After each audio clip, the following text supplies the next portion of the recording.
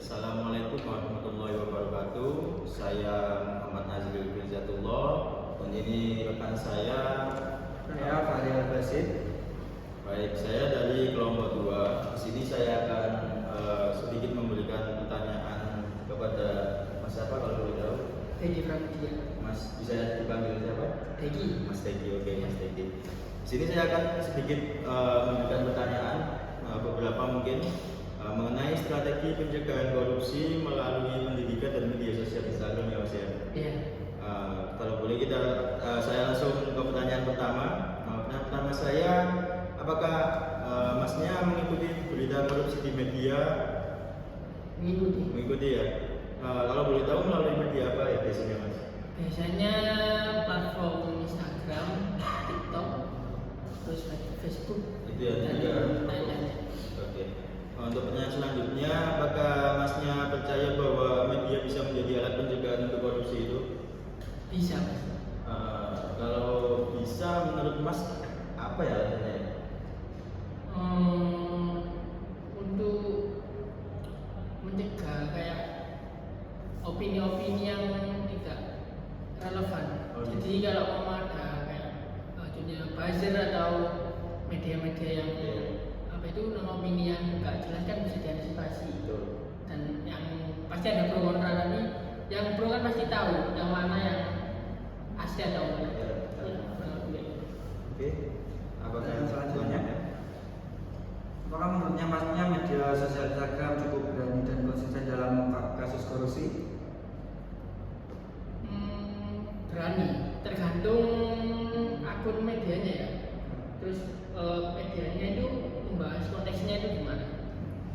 Kalau memang membahas tentang ranahnya tentang politik, terus ranahnya tentang menindak kayak pidana atau gimana, membahas tentang birokrasi mungkin masih religi.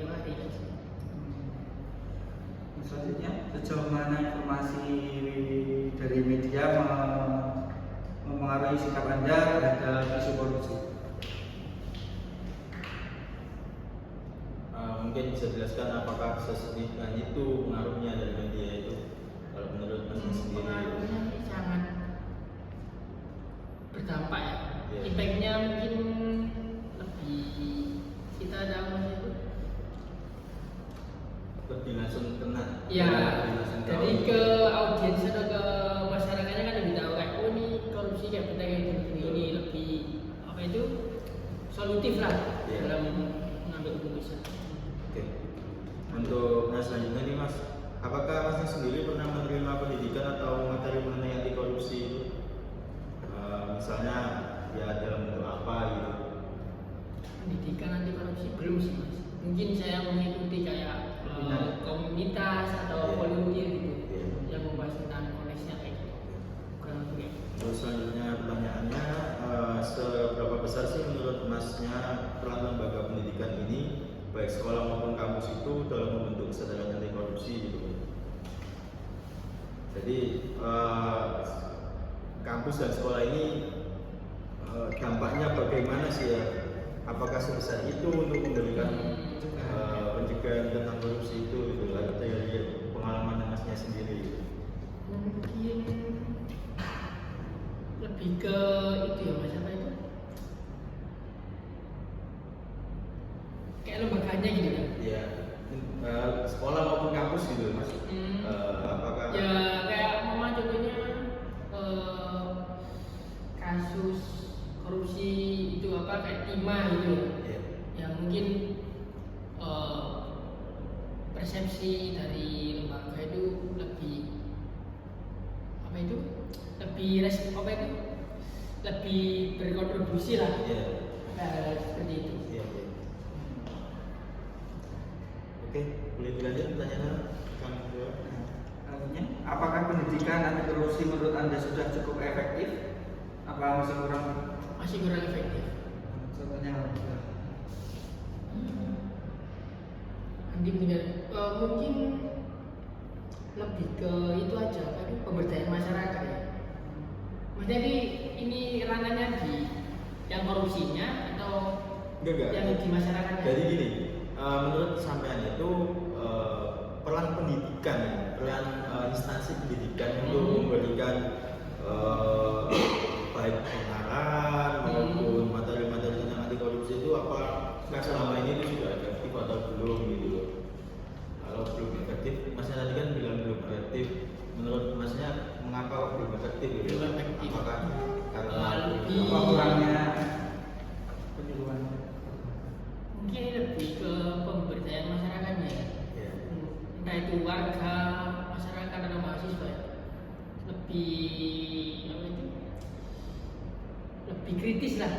Nah, dalam menanggapi situasi korupsi gitu. Jadi tahu apa itu?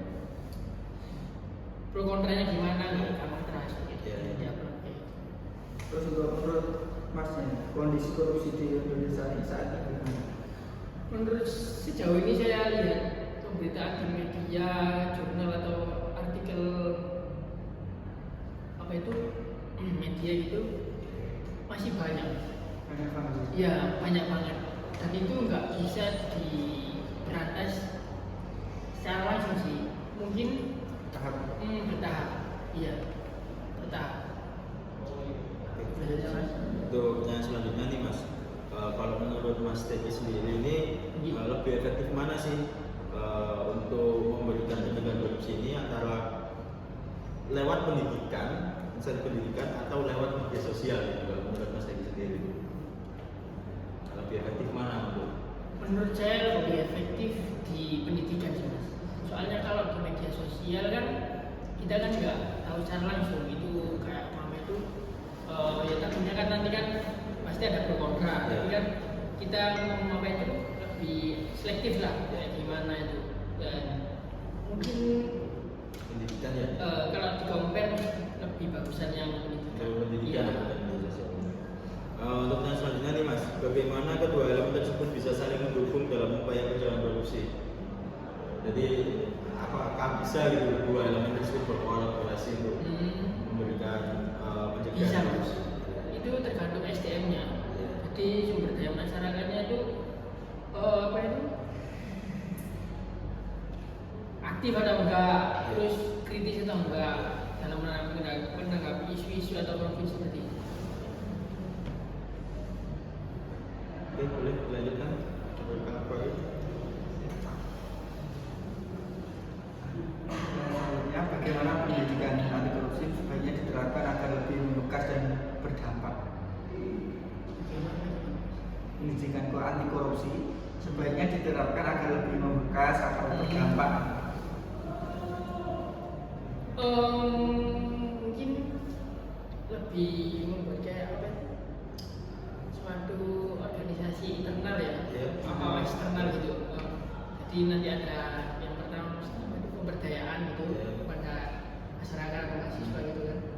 Terus yang kedua ya penyuluhan, terus kita harus tahu apa itu konsepnya itu gimana, cara buat masyarakat itu percaya gitu.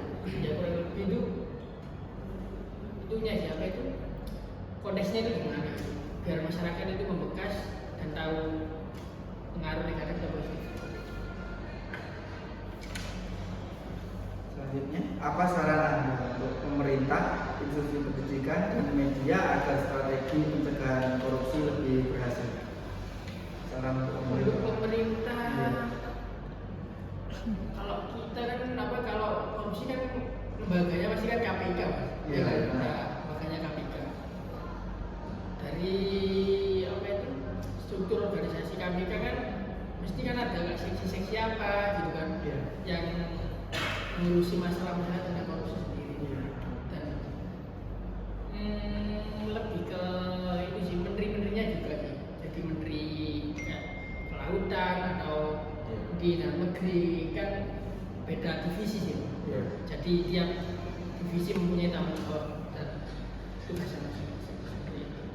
Kalau untuk Institusi pendidikan, kalau institusi pendidikan sarannya dia lebih biar nggak korupsi gitu ya. ya. Tegas Saran strategi. Oh strateginya. Strategi, iya. Saran mencegahnya terhadap korupsi. Yang bisa dilakukan institusi pendidikan untuk mencegah hal ini terjadi gitu.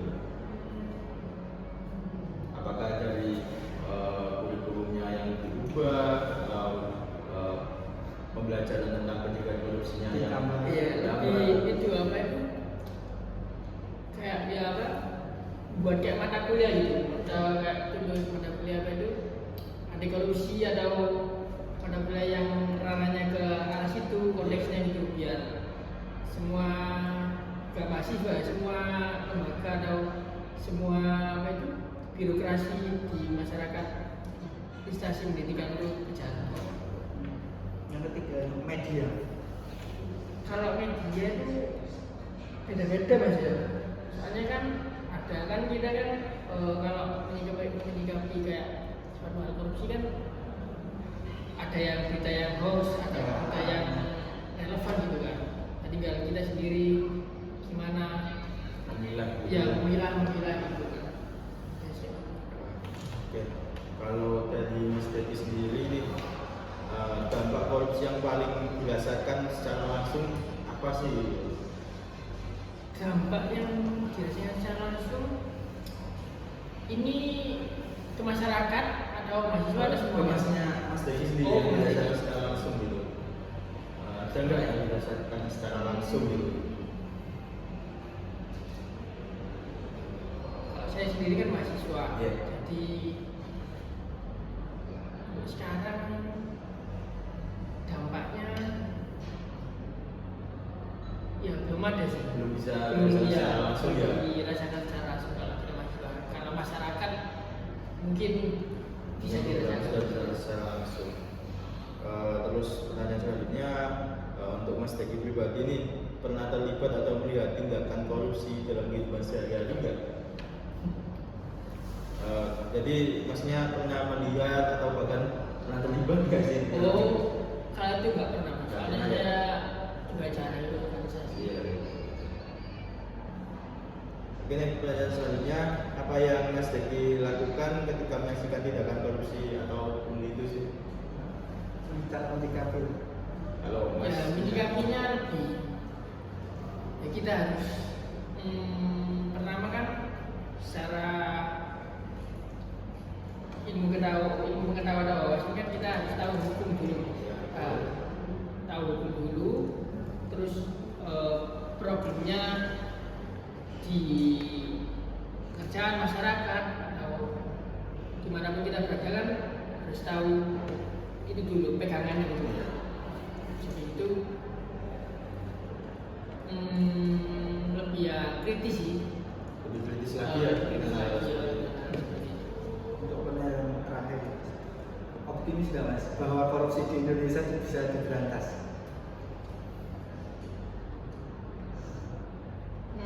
Mungkin masih sulit. Sudah tidak? Iya.